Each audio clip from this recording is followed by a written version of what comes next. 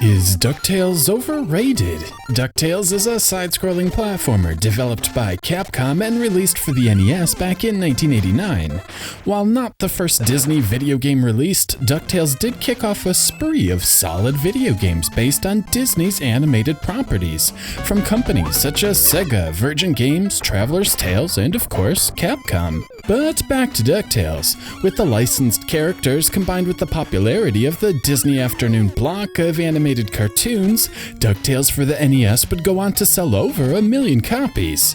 And not only was it a commercial hit, the game was well received by critics upon release. Mean Machines magazine scored the game a 90%, stating, "With its many neat touches and beautifully balanced difficulty level, DuckTales provides laughs and addiction in equal doses." As the years went by, the game continued to garner praise. In a 2007 review, Honest Gamer scored the game a perfect 10 out of 10, noting, "It's the ultimate example of everything that can go right when the right developers are attached to the proper license.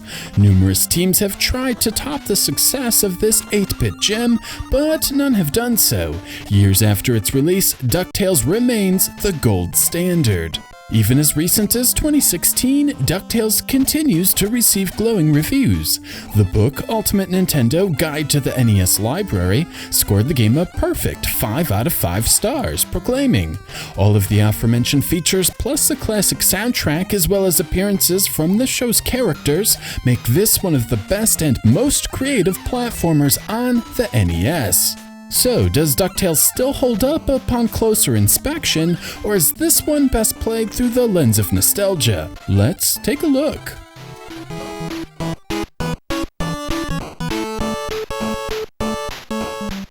DuckTales opens with a title screen showcasing the ridiculously catchy jingle from the animated cartoon series. However, in order to understand the plot, one must consult the manual.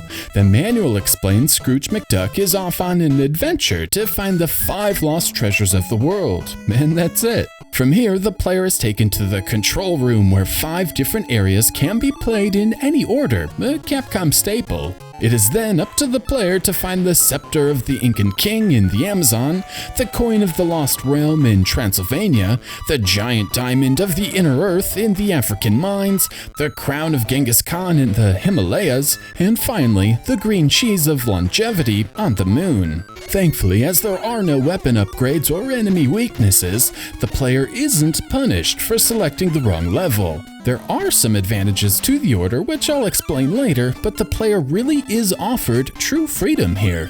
At its core, DuckTales is a standard platformer. The goal is to travel to the end of the stage, beat a boss to collect the lost treasure, and then move on. What isn't standard is Scrooge McDuck's main gimmick, the pogo jump. While in the air, the pogo jump can be performed by pressing down and B. This allows Scrooge to dispatch enemies, land on spikes without taking damage, in addition to boosting his vertical reach. It's a great secondary move and certainly gives DuckTales its own unique feel. The cane isn't limited to just the pogo jump either. While not in the air, it can be used to push blocks or treasure chests and defeat certain enemies. The rest of the controls are familiar. Jumping is responsive with good mid-air maneuverability, and the jump height is dependent on how long the button is held. Scrooge can also duck, which can be helpful for enemy avoidance. The standard controls are tight and responsive without feeling stiff or slippery. With the controls out of the way, let's move on to the actual levels. The 5 different areas of the world represent all 5 levels in the game. Still, the levels are of adequate length with a decent trek to the boss, plenty of alternate paths, and loads of secret areas containing extra goodies. The most common goodies scattered about the world are diamonds. These can be found in treasure chests by defeating enemies, or will appear when the player touches certain hotspots on the screen. There are also health items like ice cream, restoring a hit point, and the cake, restoring all of the hit points. Finally, there is a magic coin offering temporary invincibility, and a Scrooge doll, giving an extra life. I did note earlier there was some advantage to the level order chosen. This is because 2 of the levels contain a hidden item which will expand the player's hit points. The default is 3 but can be expanded to 5 when these 2 items are discovered. Discovery is the key word here and is the second standout feature in DuckTales, after the pogo jump of course. In the Amazon, for example, there is a rope path leading downwards, offering a route through the caves. Though this path is tough, there is an extra life, making the increased difficulty worth it. There is also a secret path to the boss fight, allowing the player to skip the toll at the end of the stage, preserving their money. While the Amazon is a linear journey, Transylvania is the total opposite. Rather than an obvious path forwards, this is a sprawling haunted house where the player is always presented with multiple choices. To make things even trickier are mirrors, acting as portals or warp points through the house. Finally, Huey alerts the player to the fact there are some secret walls, further obscuring the path to the end. However, like the Amazon, adventurous players will be rewarded with plenty of extra treasure by exploring every nook and cranny. The African mines are like a mix between the previous levels. However, progress through the level is halted almost immediately. It turns out Scrooge McDuck needs to go back to Transylvania to find a key. Once the key is found, the player can move past the locked area. Back inside the mines, the player can apply what they've already learned to find more treasure, such as locating secret passages through walls. The 4th stage is the Himalayas, which is a nice stage. This alters the gameplay in 2 key ways. First, Scrooge cannot pogo jump on snow. Second, ice is slippery. Other than these 2 wrinkles, the rest of the levels follow the previous formula. Alternate paths will lead to extra lives, exploring the level will reveal the second life bar expander, and bonus areas are hidden in obscure locations. Wrapping things up is the otherworldly stage, the Moon. Curiously, the controls remain identical here, and the jumps and pogo jumps are not altered despite the reduced gravity. The level structure is more like Transylvania, however, with the player being offered a wide variety of choices both horizontally and vertically. Like the African mines, a key is needed to get past a certain area, although the key is actually hidden within the level. This reveals a remote control, acting as a second key to the final section. With the levels out of the way, let's move on to the 5 main bosses. Zarduck is the boss of the Amazon. It will move back and forth across the screen while jumping towards the middle. Simply pogo jump onto it 5 times to defeat it. The abominable snowman is very similar, though it will create a small avalanche between jumps, which need to be avoided. Like Zarduck, however, simply pogo jump the boss when he lands to safely dispatch him. Magica Dispel offers a unique challenge. She will fly about the screen, sometimes within reach of the pogo jump, sometimes not, and then crash to the ground. Shortly after, she will shoot out 3 bolts of energy. The period between landing and shooting is when she is easiest to hit. Moving on is King Slime. This is the most basic of all of the bosses. It will either travel clockwise or counterclockwise around the screen. When at the bottom, it will reveal itself, which is the opening to strike. Finally, there is a lunar rat. This boss is the most erratic, having numerous locations it will scamper off to. The player can either whack its noodle when it stops in the center of the screen, or go for mid-air hits when the rat jumps. In any case, the erratic movements and the real danger of it smashing into Scrooge makes this the toughest boss in the game. Graphically, DuckTales for the NES is a decent-looking game, but a bit inconsistent. The forest canopy of the Amazon looks terrific, for example. The ground and leafy background are well-colored and detailed, helping them stand out. However, in the very same level are some caves almost completely void of any detail or color, with the background looking like something from inferior hardware. The African mines, on the other hand, are the complete opposite. The background has detail, looking like mine shafts, while the rocky area in the foreground contains multiple colors and light shading. The combination of the foreground and background allows the entire screen to feel alive and detailed, which is nice. The rest of the environments are somewhere in between. The moon's surface looks alright, and the spikes found throughout the spaceship have a nice cartoon look to them. The rest of the ship feels more generic, and some of the blocks don't belong. Same goes for Transylvania and the Himalayas. These feel like generic platform levels. On the flip side, the character sprite work is excellent. Scrooge McDuck is large, detailed, and well animated. From the normal jump to the pogo jump and even getting stuck in snow, he shows facial expressions and detail, feeling a step above many games of the time. His hat even has a slight delay when the player ducks, which is charming. Enemies follow suit. From skeletons and apes to hockey ducks and aliens, these are all a cut above and really help make up for some of the shortcomings in the set pieces. Then, of course, there is the audio. The soundtrack is iconic, and deservedly so. The melodies are catchy as hell. They seem to utilize all of the sound channels available to their fullest potential, and the compositions are lengthy, offering depth you might find in more contemporary music rather than chiptunes. Verses are often subdued before climbing into memorable choruses, which are sure to get stuck in one's head for days.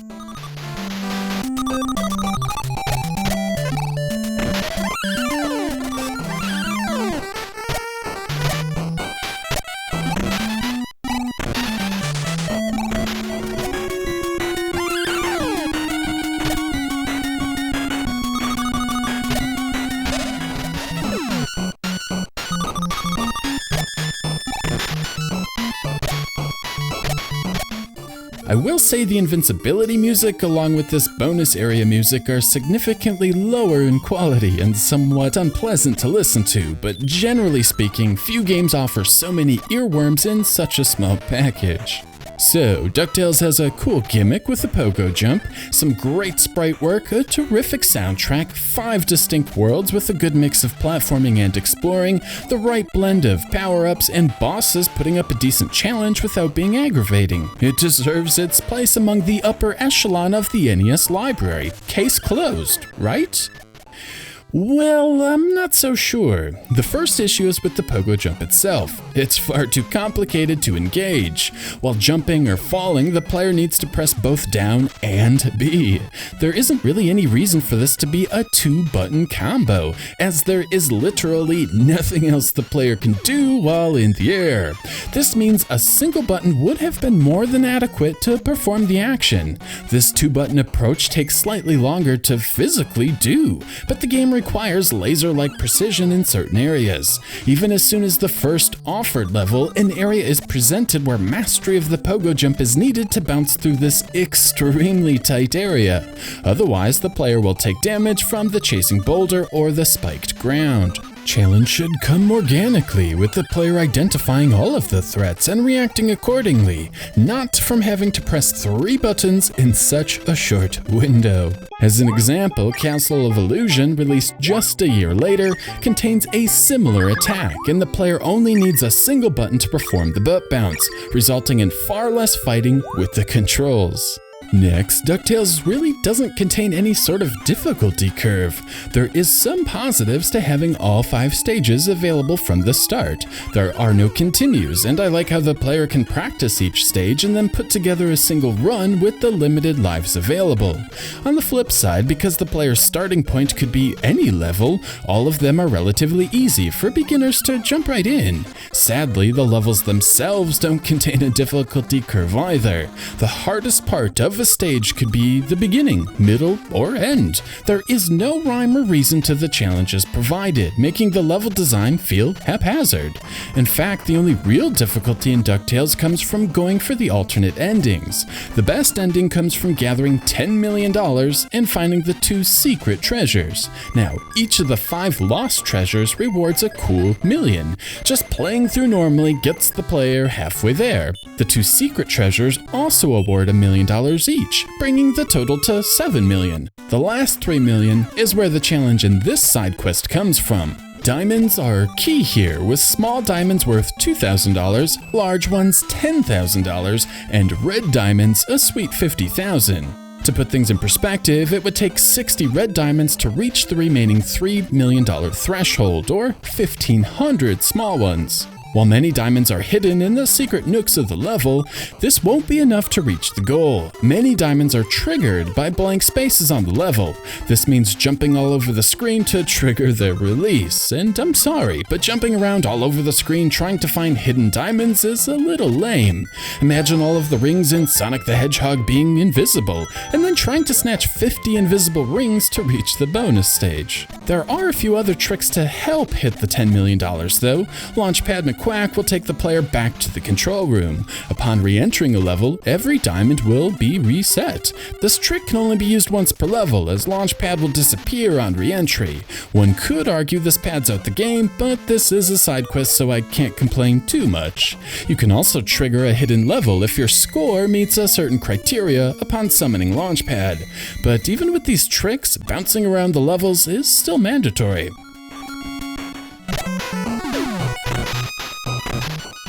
There's also a third bad ending. To achieve the bad ending, a player needs to beat the game with $0. If I'm honest, this is where the game starts to feel unfinished.